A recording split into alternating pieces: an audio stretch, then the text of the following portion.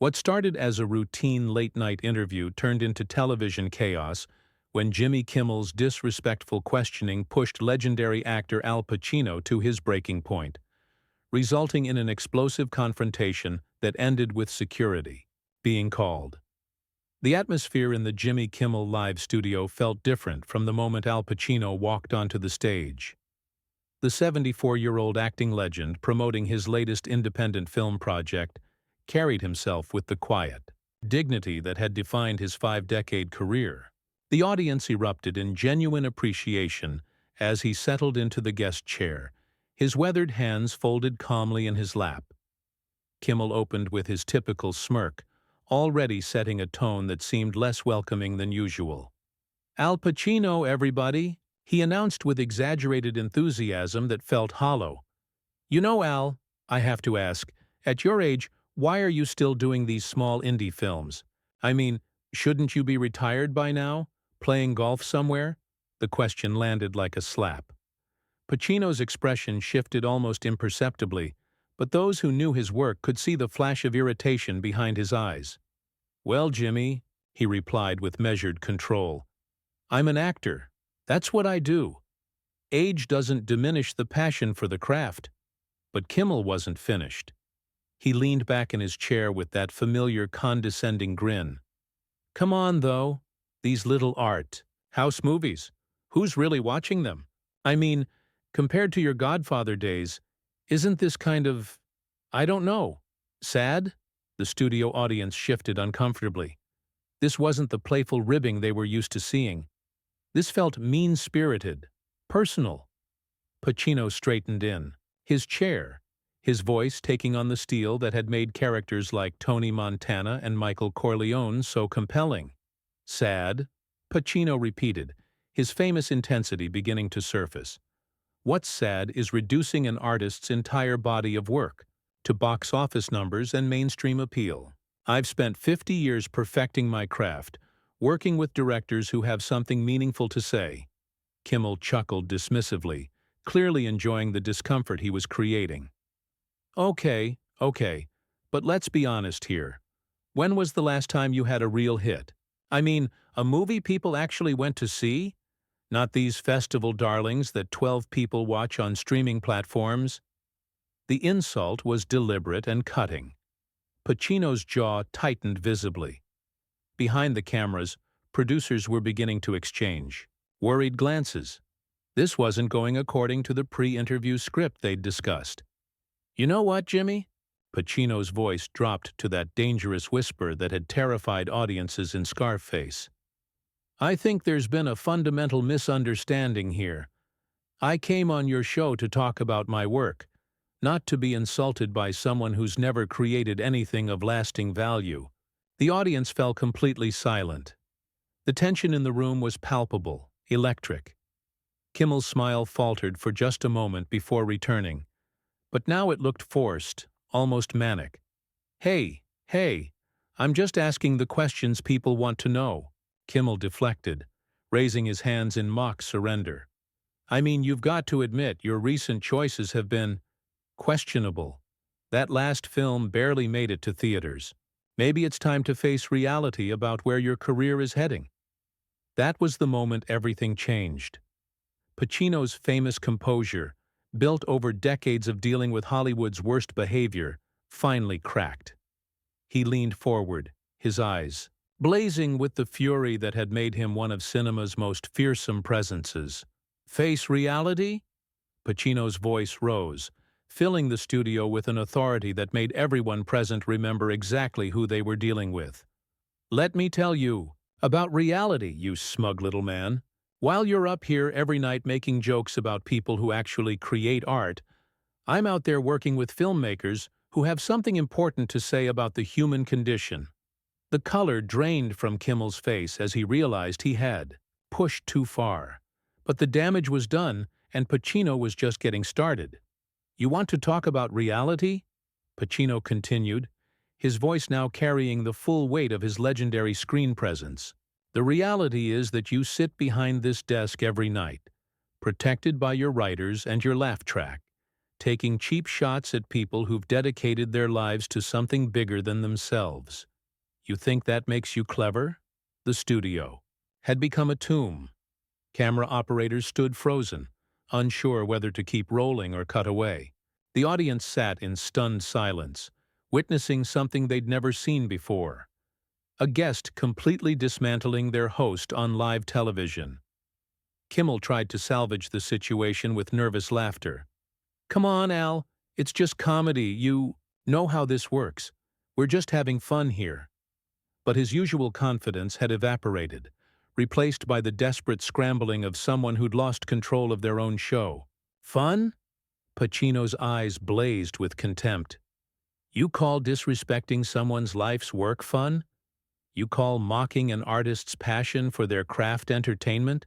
This isn't comedy, Jimmy. This is cruelty disguised as humor. And frankly, it's beneath both of us." The host's face flushed red as he realized his entire audience was watching him get systematically destroyed by a man old enough to be his father. "Look, I think you're taking this way too seriously," Kimmel stammered, his voice cracking slightly. "I mean, can't you take a joke?" That question proved to be the final straw.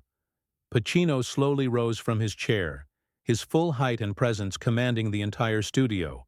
When he spoke, his voice carried decades of accumulated wisdom and barely contained rage. "A joke?" he repeated, his words cutting through the air like a blade.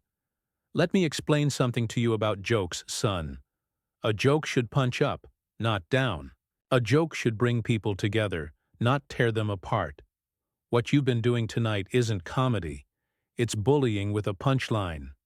Behind the cameras, producers were frantically signaling to cut to commercial, but the cameramen seemed transfixed by the unfolding drama. This was television history in the making, and everyone in the studio knew it. Kimmel's trademark smirk had completely disappeared, replaced by a look of genuine panic. I didn't mean to offend you," he said weakly, his usual bravado nowhere to be found. "Maybe we got off on the wrong foot here." "Wrong foot?" Pacino's laugh was cold and bitter. "Jimmy, you started this interview by questioning my relevance, mocking my career choices, and suggesting I should be put out to pasture. That's not getting off on the wrong foot. That's deliberate disrespect." The audience began to murmur, among themselves, clearly uncomfortable with what they were witnessing. Some were pulling out their phones, already capturing what would become viral moments within hours. Kimmel made one last desperate attempt to regain control. "You know what, Al? Maybe you're right. Maybe I was out of line. But don't you think you're overreacting just a little bit? I mean, this is how late-night television works. We roast celebrities.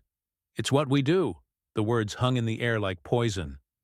Pacino's expression shifted from anger to something far more dangerous, complete and utter disdain.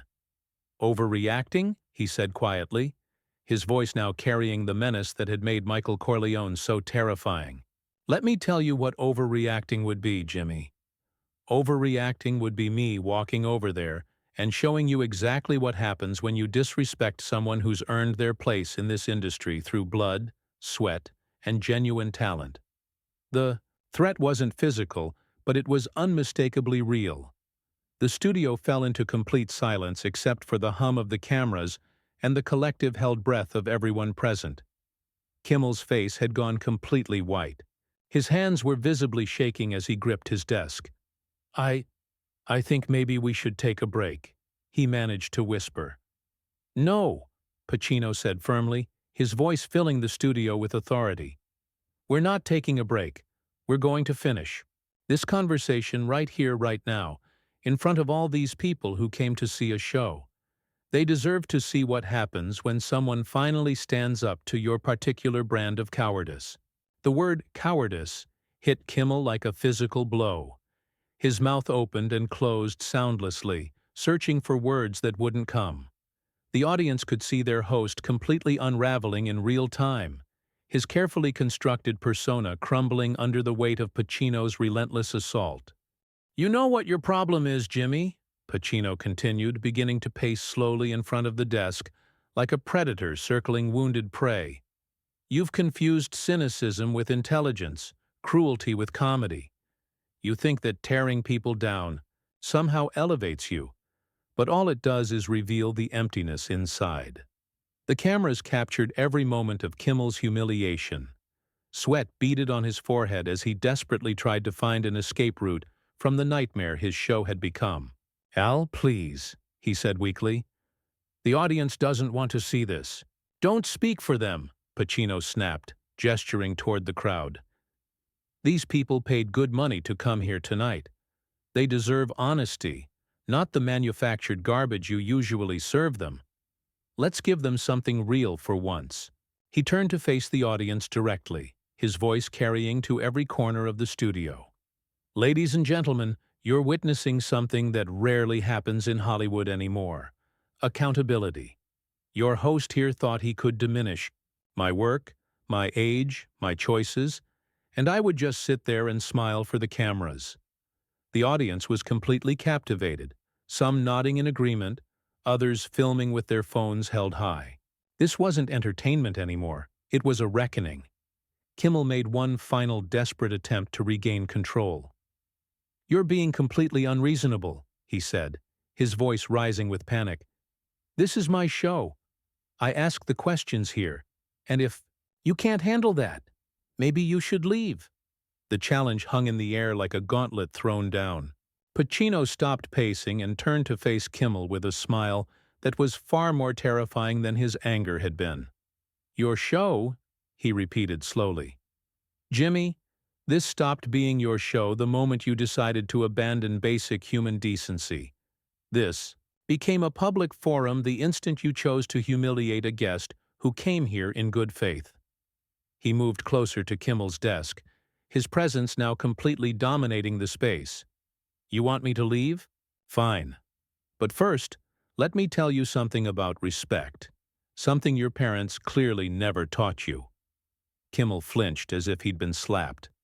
The mention of his parents was a bridge too far, and his face contorted with sudden rage.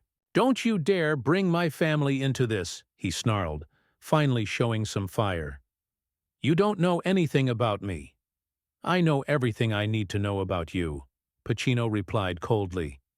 "I've met 1,000 Jimmy Kimmels in this business, small men with big microphones who mistake attention for respect, who confuse being heard with being worth listening to." The host's hands clenched into fists on his desk. "You arrogant old man," he hissed, his mask finally slipping completely. "You think because you made a few good movies 40 years ago, you can come on my show and lecture me? Your time is over. You're a relic." The insult echoed through the studio like a gunshot. The audience gasped audibly, shocked by their host's viciousness. Even the production crew looked appalled by what they were witnessing. Pacino's response was swift and devastating. "A relic?" He laughed, but there was no humor in it. "Jimmy, I am a living piece of cinema history. I've worked with Coppola, Scorsese, De Palma. I've created characters that will outlive both of us. What's your legacy? 10 years of cheap laughs and cheaper shots?" The truth of it hit Kimmel like a sledgehammer. His entire career, his whole identity, had just been reduced to ash in front of a live audience. "Get out," he whispered, his voice breaking. "Just get out of here." "With pleasure," Pacino replied, straightening his jacket with dignity and tact. "But before I go, let me leave you with something to think about. Tonight, in front of all these people, you showed them exactly who you really are. That's not something you can take back with a commercial break or a scripted apology." He turned toward the exit, but paused at the edge of the stage. "Good luck explaining this to your network executives," he said without looking back. "Something tells me they're going to have questions." The threat hung in the air like smoke from a battlefield. Kimmel sat frozen behind his desk, watching his career potentially crumble in real time. The audience remained silent, collectively, holding their breath as they witnessed the complete destruction of their host's authority. But Pacino wasn't finished. He turned back one final time, his eyes scanning the crowd of staff, audience members, and cameras that had captured every devastating moment. "You know what the real tragedy is here?" he said, his voice carrying across the studio with crystal clarity. "This could have been a beautiful conversation. I came here tonight ready to share stories, to connect with people, to talk about the craft I love. Instead, I got ambushed by someone who mistakes meanness for wit." Kimmel's face was now completely drained of color. He looked like a man who had just realized he'd stepped on a landmine. "Al, please," he whispered desperately. Can we start over?" The plea was pathetic, and everyone in the studio knew it. Pacino's laugh was sharp and final. "Start over?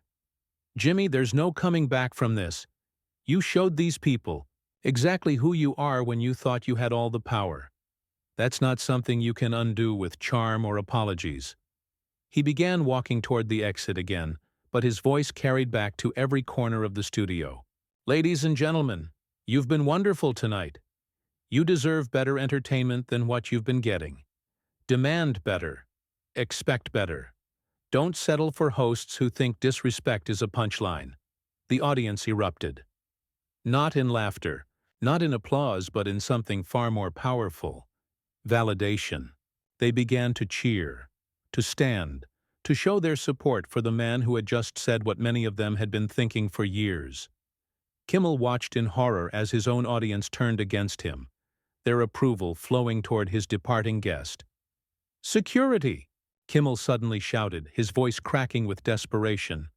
"Someone get security!" The call for security was the final nail in his coffin. The audience's cheers turned to boos, directed squarely at their host. Several people began walking out, disgusted by what they'd witnessed. Others continued filming, knowing they were capturing television history. Pacino stopped at the studio door and turned back one last time. "Security?" he said with genuine amusement. "For what, Jimmy? For treating you the way you've been treating guests for years? For refusing to be your punching bag? For having the audacity to stand up for myself?" Two security guards appeared, looking confused and uncomfortable. They clearly had no idea what they were supposed to do. Pacino was leaving voluntarily, and he certainly wasn't threatening anyone physically. "Gentlemen," Pacino said to the guards, with perfect politeness, "I was just leaving. Thank you for your professionalism." He shook both their hands, a gesture that made Kimmel's panic look even more pathetic by comparison. The host sat slumped in his chair, watching his show disintegrate. Around him, the audience was now openly hostile, with several people shouting criticisms at him. His production team looked shell-shocked, unsure whether to cut the cameras or keep rolling. Pacino paused in the doorway for his final words. "Jimmy, I hope someday you learn the difference between being entertaining and being cruel. These people deserve hosts who lift them up, not tear others down. Maybe this will be a learning experience for you." With that, Al Pacino walked out of the studio, leaving behind the wreckage of Jimmy Kimmel's reputation and the shell-shocked remains of what had once been a popular late-night show. The cameras kept rolling as Kimmel sat in stunned silence, the audience's boos and departing footsteps creating a soundtrack to his humiliation. When he finally looked up at the cameras, his eyes were hollow, his famous smirk nowhere to be found. We'll be right back," he managed to whisper. But half the audience had already left, and the other half was still jeering. The show cut to commercial, but everyone knew there would be no coming back from this. Within hours, clips of the confrontation were viral across every social media platform. The hashtag #ChaPacinovsKimmel trended worldwide, with overwhelming support for the legendary actor. Network executives were awakened by emergency calls, and by morning, serious discussions about Kimmel's future were already underway. The confrontation had exposed something ugly that had been hiding in plain sight for years, and there was no putting that genie back in the bottle. Al Pacino had walked into that studio as a guest and left as a folk hero, while Jimmy Kimmel's reign of casual cruelty had finally met its match.